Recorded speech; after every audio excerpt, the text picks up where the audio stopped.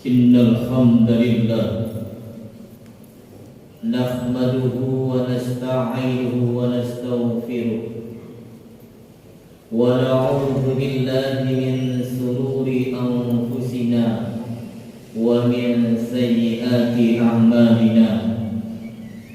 May yahdihillahu fala mudilla lahu wa may yudlil fala hadiya lahu. Asyhadu an la ilaha illallah wahdahu la syarika lah wa asyhadu anna Muhammadan abduhu wa rasuluh. Allahumma shalli wa sallim ala nabiyyina Muhammadin wa ala alihi wa sahbihi ajma'in. Amma ba'du. Qala Allah Ta'ala fil Qur'anil Karim, A'udzu billahi minasy syaithanir rajim.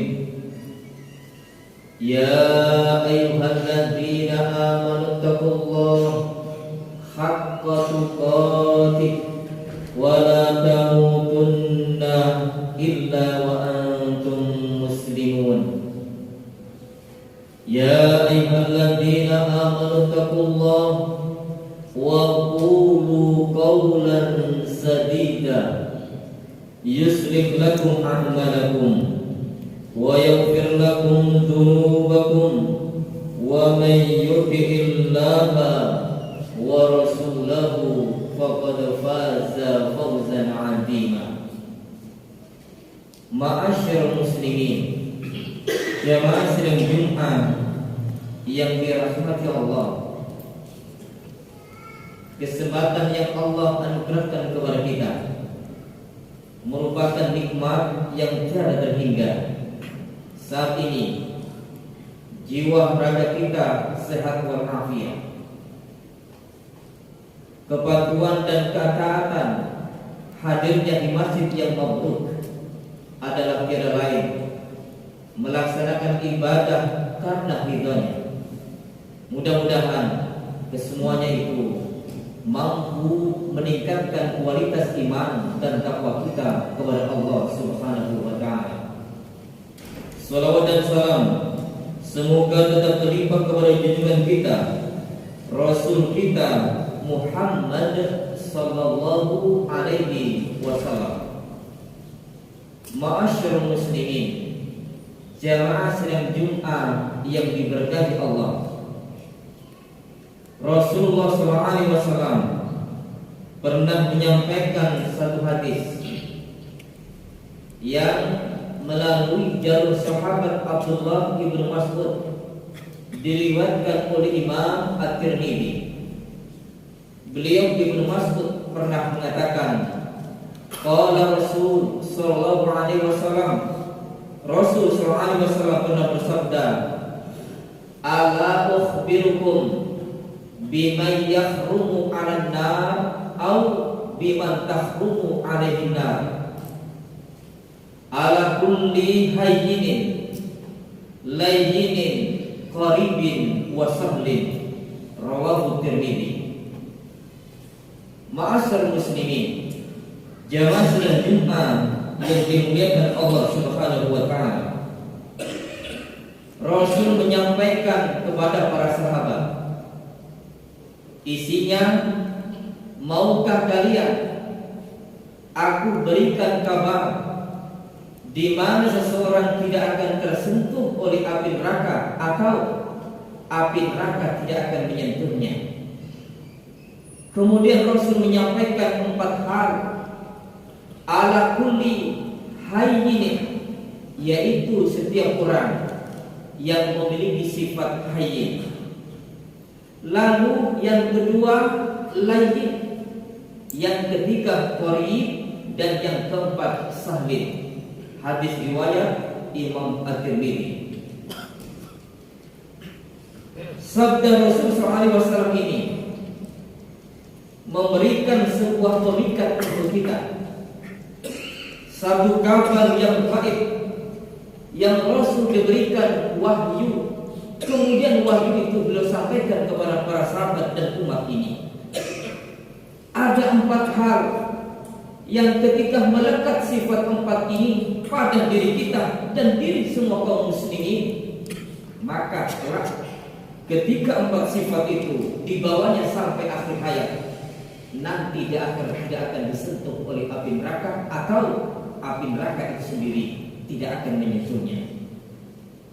Yang pertama Rasul menyampaikan yaitu sifat hayyin.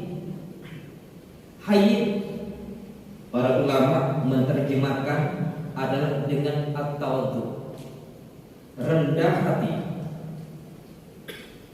Perkataan ataupun sikap yang beliau tampakkan kepada samanya selalu memberikan sebuah efek yang sejuk kepada orang lain. Kesombongan tiada ada pada diri orang itu. Walau kekayaan yang melimpah, tidaklah ia terpesona dengan kekayaan itu, tapi sifat tawadhu selalu melekat pada diri orang itu. Pangkat jabatan yang tinggi tidaklah gembirakan, tapi bagaimana memiliki sifat tawadhu itu dipegang terus sampai akhir hayat kehidupan. Maka inilah yang semestinya orang itu miliki, sehingga melekat terus. Yakinlah apa yang disabdakan Rasul sallallahu alaihi wasallam telah, api neraka tidak akan menyentuhnya.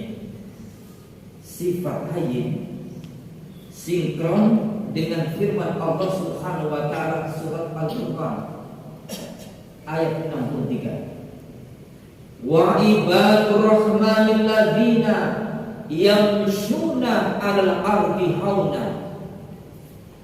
Adapun hamba Ar-Rahman, yaitu ketika berjalan di muka bumi, mereka haun, memiliki sifat tawadhu, rendah hati, tidak sombong, dan juga tidak memiliki rasa keangkuhan terhadap orang lain. Dan inilah sifat yang sejatinya dimiliki oleh manusia, merupakan basic yang Allah letakkan pada diri kita semuanya. Kalau kita perhatikan surat pertama kali turun ayat 1 sampai 5, sangat jelas ketika memaknai dari kandungan ayat itu. Pertama, menunjukkan akan kebesaran Allah, dan yang kedua menunjukkan akan rendahnya diri kita. Ayat pertama Allah mengatakan, Iqra bismi rabbikal ladzi khalaq. Bacalah dengan nama Rabbmu yang Dia menciptakan kamu. Rabb pencipta, yang maha, tiada lagi yang maha yang lain. Zat Khaliq yang menciptakan. Kemudian Allah lanjutan ayatnya, khalaqal insana min 'alaq. Dia Rabb menciptakan manusia itu dari segumpal darah. Segumpal darah, satu benda yang tiada berharga, yang Allah Rabb menciptakan makhluk dari wujud yang sangat-sangat rendah. Dan inilah sifat yang semestinya orang itu meyakini dan mengakui. Lanjutan ayat ketiga, Iqra wa rabbukal akram. Bacalah dengan nama Rabbmu yang maha mulia. Maha lagi mulia.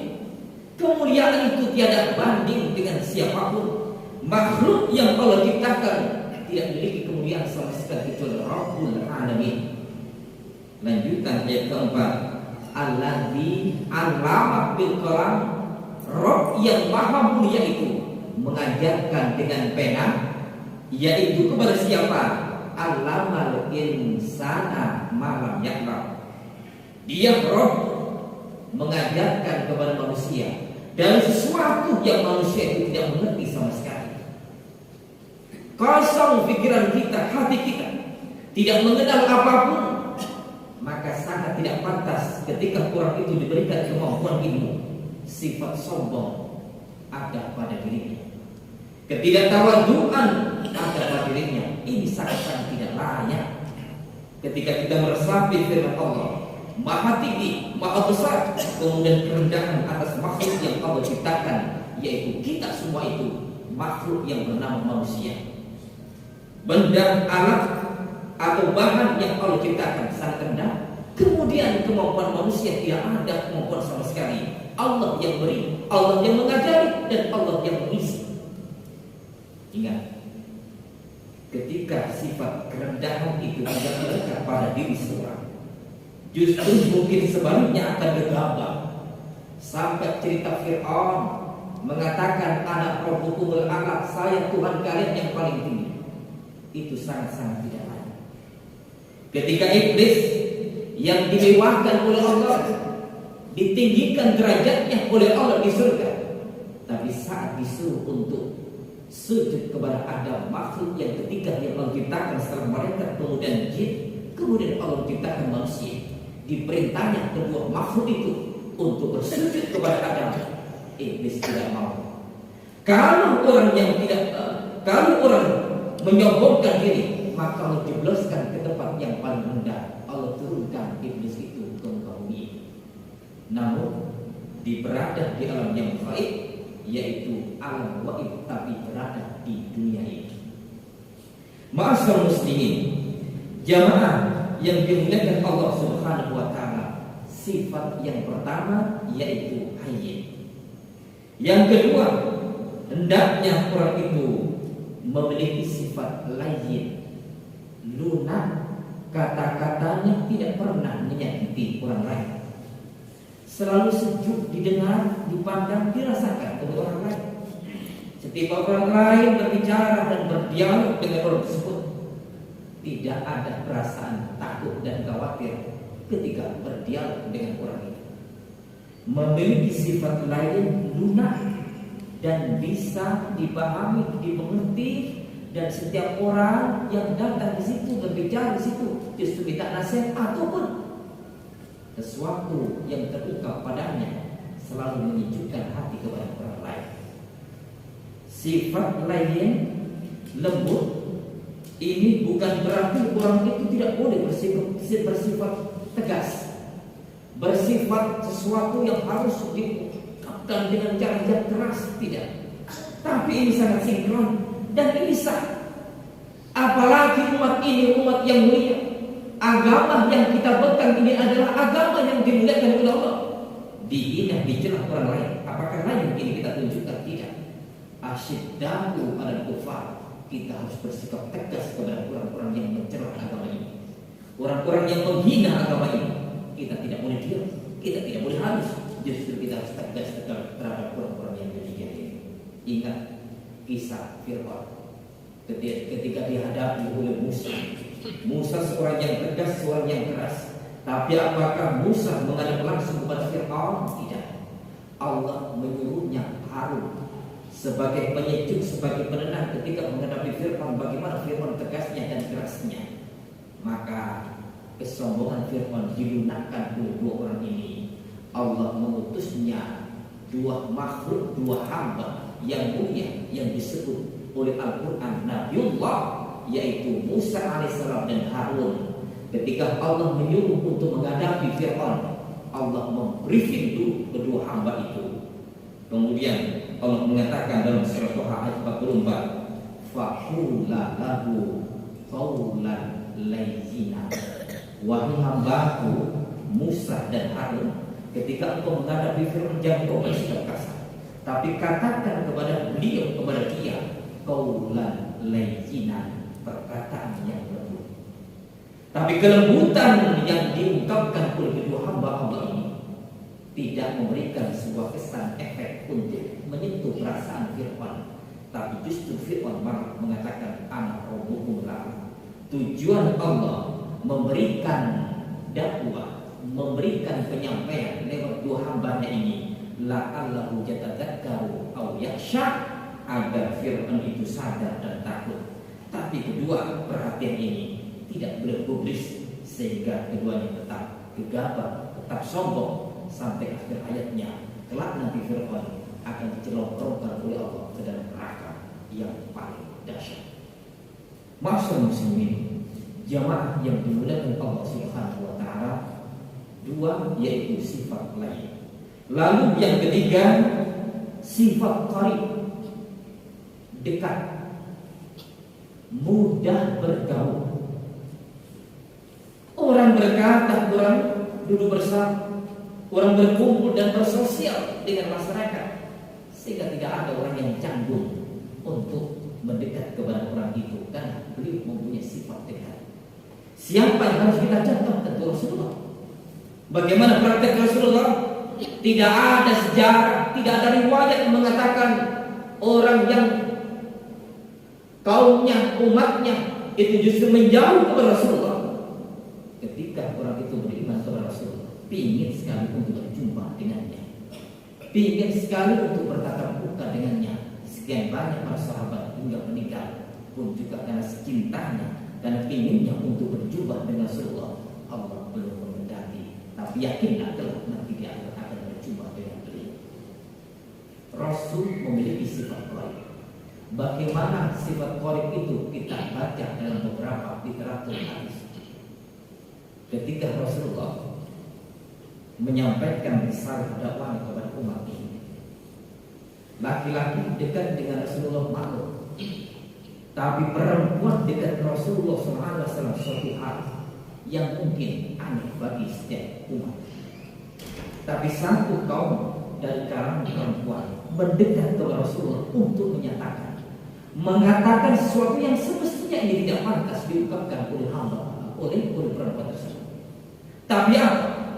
Karena Rasul memiliki sifat qarib, dekat, dan tidak ada sesuatu yang mungkin memberikan sebuah ketakutan dia ketika berbicara dengan beliau.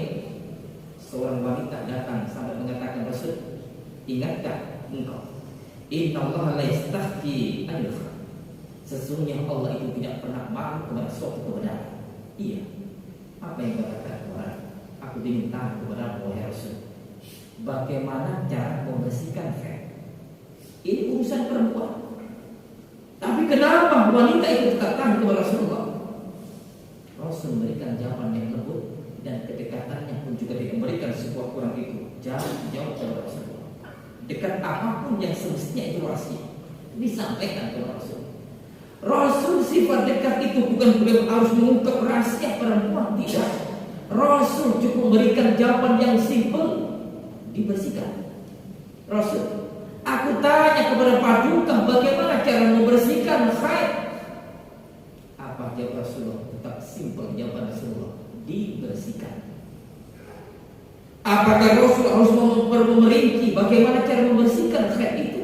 Maunya perempuan itu seperti itu.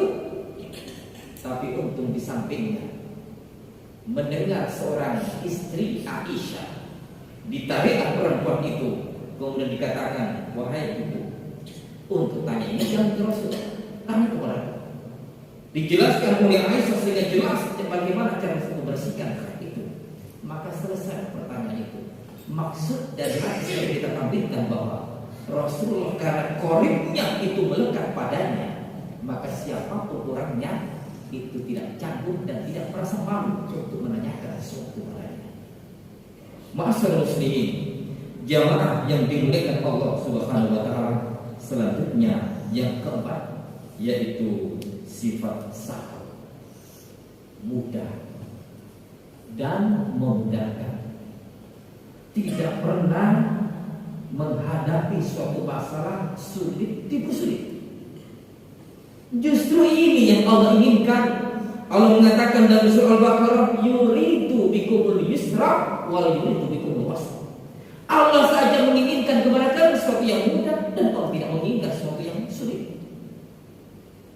Maka dalam sosial masyarakat kita pun juga mengerti bagaimana hasil manfaat ataupun balasan Allah ketika orang itu mempermudah sesuatu yang sulit kepada sesama. Rasul sudah menyampaikan, man nafasa an mu'minin kurbatan min kurbi dunia, nafasa Allah an kurbatan min kurbi yaumil qiyamah. Siapa yang mempermudah urusan sulit yang dimiliki oleh setiap mukmin dari urusan dunia, maka Allah akan mempermudah urusan yang sulit itu nanti di akhirat. Wa man yassara 'ala mu'sirin yassarallahu fid dunya wal akhirah. Barang siapa yang mempermudah urusan yang sulit, maka Allah akan mempermudah urusannya di dunia dan akhirat. Wallahu fi 'auni 'abdi maka 'abdu fi 'auni akhihi. Allah selalu melindungi hamba selama hamba itu minta perlindungan kepadanya. Wallahu, kemudian wa man salaka tariqan yaltamisu fihi ilman sahhalallahu tariqan yahdi ilal jannah. Siapa yang menempuh satu jalan, di situ ada keberkahan, ada kebaikan yang orang itu tuju, maka Allah pun juga akan mempermudah orang itu untuk menuju negeri akhirat, masuklah surga Allah Subhanahu wa taala. Jamaah sedang Jumat yang dimuliakan Allah Subhanahu wa taala.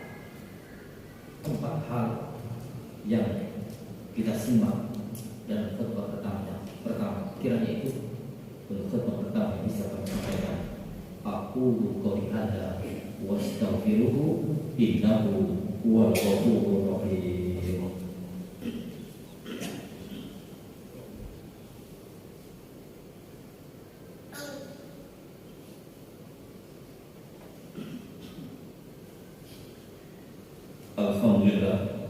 Alhamdulillahilladzi arsala rasulahu bil huda wa dinil haqq liyudhhirahu 'ala dini kullihi wa kafa billahi shahida. Asyhadu an la ilaha illallah wahdahu la syarika lah wa asyhadu anna Muhammadan 'abduhu wa rasuluh. Ma'asyiral muslimin, jamaah salat Jumat yang dimuliakan Allah Subhanahu wa taala. Pada khutbah yang kedua tidak ingin sangat panjang, namun perlu kita garis bawahi. Dalam kehidupan kita, Allah meletakkan sifat lunak, sifat tenang, sifat keras pada tubuh dan jiwa kita. Bagaimana kita mensikapi? Tentu Al-Quran dan As-Sunnah sebagai pandangan untuk memberikan sebuah manfaat yang besar yang bisa menerapkan apa yang telah disabdakan Rasul SAW. Kabar gembira yang merupakan wahyu yang Allah sampaikan kepada Rasulullah dan Rasul menyampaikan kepada kita. Apakah kita cukup menyimak kemudian selesai? Tapi ayo kita sama-sama untuk melekatkan keempat sifat itu, kita bawa terus sampai akhir hayat kita. Yakinlah janji Allah pasti akan terwujud nanti di akhirat.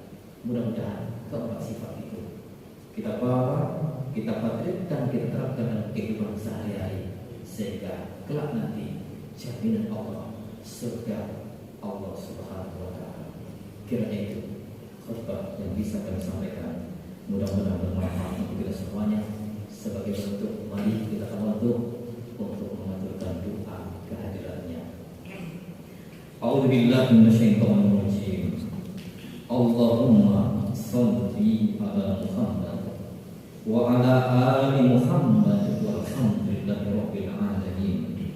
Allahumma ighfir lil mu'minina wal mu'minat wal muslimina wal muslimat al ahya'i minhum wal amwat. Ya Allah, dosa kami telah banyak yang kami lakukan. Tiada yang sanggup memaafkan melainkan Engkau ya Allah. Dosa kami ketika akhir balik hingga saat ini kepada kedua orang tua kami telah banyak ya Allah. Ampunilah kesemuanya itu ya Allah. Kasihanilah keduanya sebagaimana keduanya mengkasihani kami di waktu kami kecil.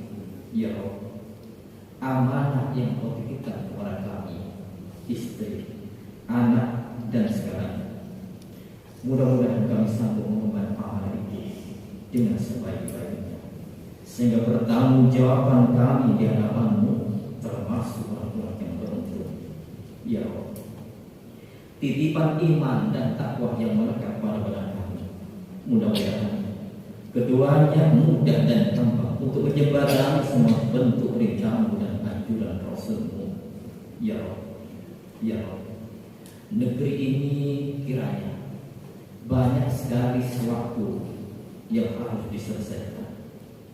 Jadikan ya Allah penduduk ini orang-orang yang taat dan patuh kepada-Mu, orang-orang yang senantiasa melaksanakan ibadah hanya karena-Mu. Jadikan ya Allah rakyat ini, bangsa ini menjadi orang-orang yang saleh dan saleh. Dan jadikan ya Allah negeri ini negeri yang baldatun thayyibatun barakun ghafur, negeri yang baik, negeri yang berkah, negeri yang penuh pengampunan. Ya Allah, selesaikanlah ya Allah semua permasalahan ini. Tiada yang mampu menyelesaikan melainkan Engkau. Rabbana la tuzigh qulubana ba'da idh hadaitana wa hab lana min ladunka rahmah innaka antal wahhab. Rabbana la tuzigh qulubana ba'da idh hadaitana wa hab lana min ladunka rahmah innaka antal wahhab. Rabbana ighfir lana wa li ikhwanina alladziina sabaquna bil iman wa la taj'al fi qulubina ghillan lil ladziina amanu rabbana innaka ra'ufur rahim. Rabbana atina fid dunya hasanah wa fil akhirati hasanah wa qina adzabannar